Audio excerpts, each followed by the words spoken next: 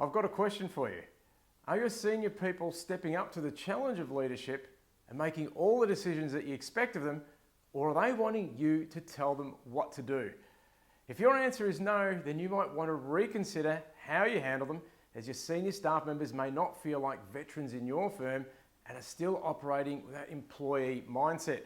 Hi, Roel Musa here, founder of Business Cut Through, and today's video is all about how to get your senior people to think more like business owners. Senior people should feel as if they're doing something valuable, so empowering them to make bigger decisions and think more like a business owner is crucial to their growth and your success. But how do you do that? Senior people in your firm are bound to have more experience and a good amount of their own wisdom about how your business works. Because they've grown in their roles from when they started to now, they know your processes by heart and can communicate with your customers easily and effectively.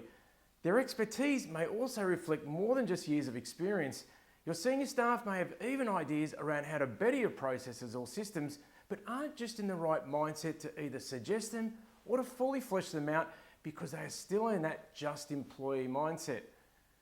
What you need to do is encourage them to think more like business owners and to shred that just an employee point of view.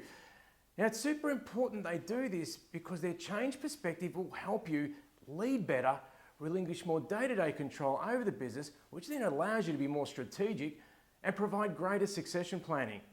Now, here are 5 points on what you can do to make them feel more like business owners rather than employees. Now, the first one's pretty simple. Encourage them to take initiative and reward or acknowledge them when they do. And secondly, help them think outside of the box with various outcomes or problems before getting them to make decisions. Now, this way they are forced to look at more perspectives. Now, a good way is to get them to answer problems by using various caps.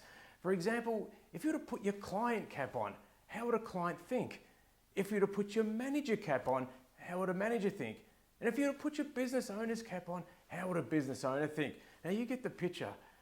Thirdly, show that you trust them by seeking their advice and confiding in them.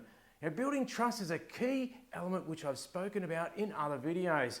Another point is to align their purpose with organisational goals, which will energise them to achieve the firm's overall objectives.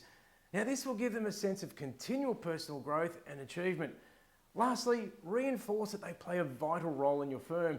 Now, appreciated employees are more likely to perform better and want to take more responsibility if they feel a valued part of your team. Highlighting their strengths and giving them opportunities to perform will have them just as committed you in building your business. Now, start by following these 5 steps and you will develop leaders and create a space of innovation and encouragement, one that will accelerate your success.